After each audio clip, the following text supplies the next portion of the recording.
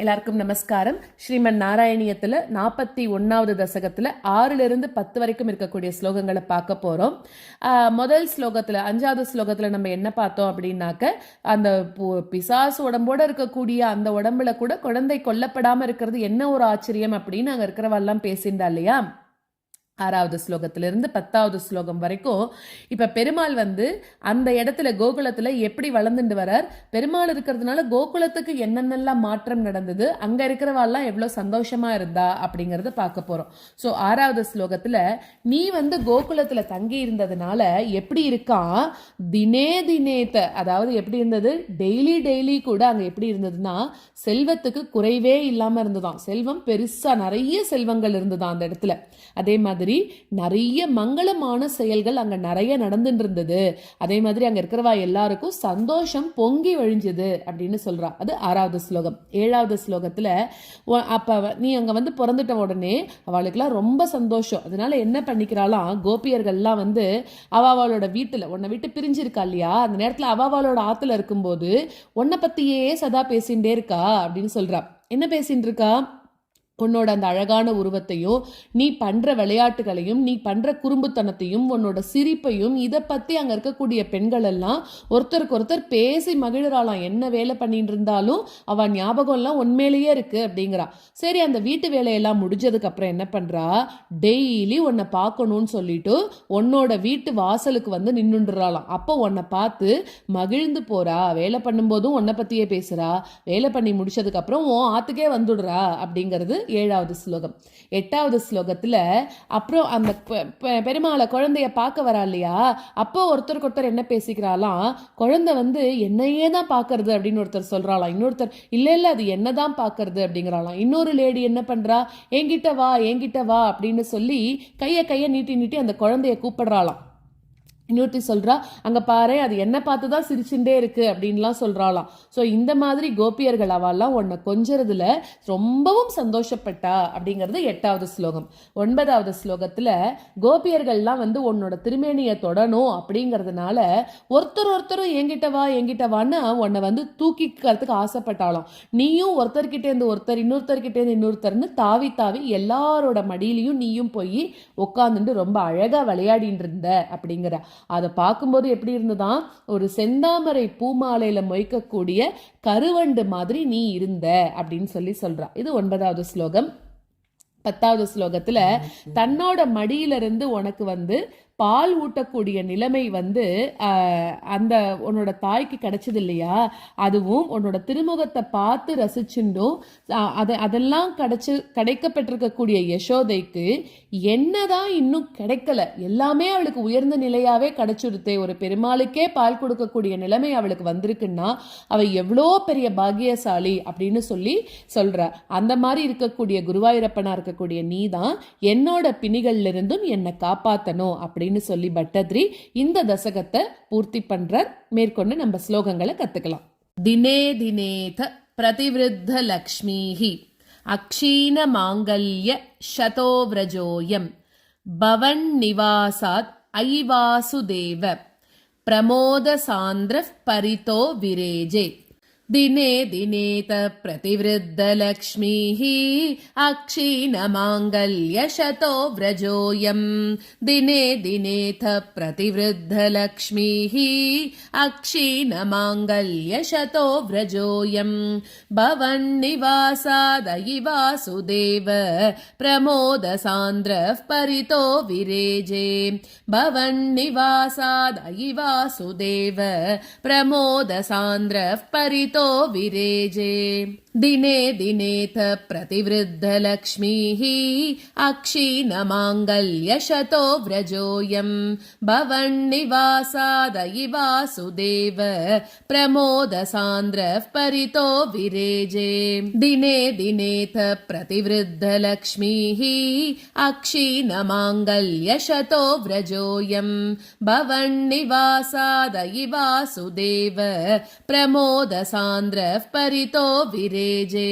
गृहेषु ते कोमल रूपहास मितः कथा संकुलिता कमन्यः वृत्तेषु कृत्येषु भवन्निरीक्षा समागता प्रत्यहम् अत्यनन्दन् गृहेषु ते कोमलरूपहास मितः कथा संकुलिता कमन्यः गृहेषु ते कोमलरूपहास मितः कथा संकुलिता कमन्यः वृत्तेषु कृत्येषु भवन्निरीक्षा समागता प्रत्यहमत्यनन्दन् वृत्तेषु कृत्येषु भवन्निरीक्षा समागता प्रत्यहमत्यनन्दन् गृहेषु ते कोमलरूपहास मितः कथा संकुलिताः कमन्यः वृत्तेषु कृत्येषु भवन्निरीक्षा समागता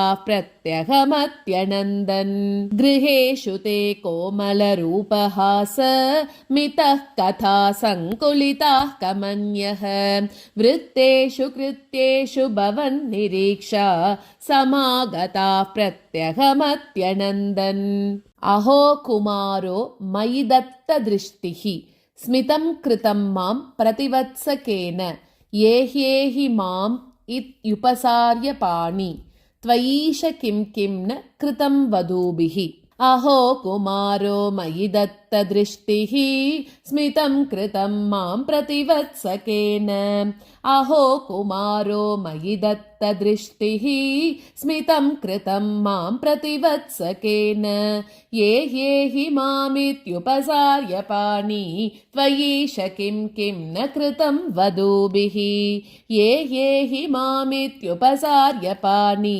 त्वयीश किं किं न कृतं वधूभिः अहो कुमारो मयि दत्तदृष्टिः स्मितं कृतं मां प्रतिवत्सकेन ये ह्येहि मामित्युपसार्य पाणि त्वयीश किं किं न कृतं वधूभिः अहो कुमारो मयि दत्तदृष्टिः स्मितं कृतं मां प्रतिवत्सकेन ये ह्येहि मामित्युपसार्य पाणि त्वयीश किं किं न कृतं वधूभिः भवद्वपु स्पर्शन कौतुकेन करात्करं गोपवधूजनेन नीतस्त्वमाताम्र सरोजमाला व्यालम्बिलोलम्ब तुलामलासीः भवद्वपुस्पर्शन कौतुकेन करात्करं गोपवधूजनेन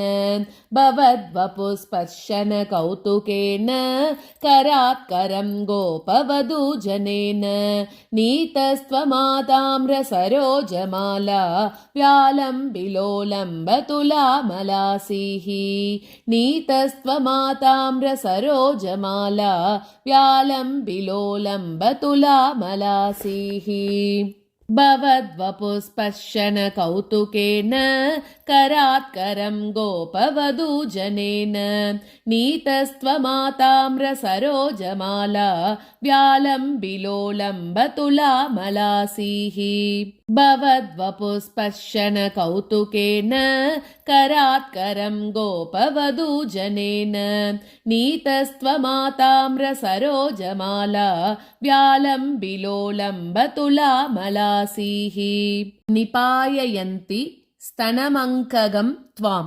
विलोकयन्ति वदनं हसन्ति दशां यशोदा कथमान्न बेजे सतादृशः पाहि हरे गदान्माम् निपाययन्ति स्तनमङ्कगं त्वां विलोकयन्ति वदनं हसन्ति निपाययन्ति स्तनमङ्कगं त्वां विलोकयन्ति वदनं हसन्ति दशां यशोदा कथमान्न बेजे सतादृशः पाहि हरे गदान्मां दशां यशोदा कथमान्न बेजे सतादृशः पाहि हरे गदान्माम् निपाययन्ति स्तनमङ्कगं त्वां विलोकयन्ति वदनं हसन्ति दशां यशोदा कथमान्न बेजे सतादृशः पाहि हरे गदान्माम् निपाययन्ति स्तनमङ्कगं त्वां विलोकयन्ति वदनं हसन्ति दशां यशोदा कथमान्न बेजे स तादृशः पाहि हरे गदान्माम्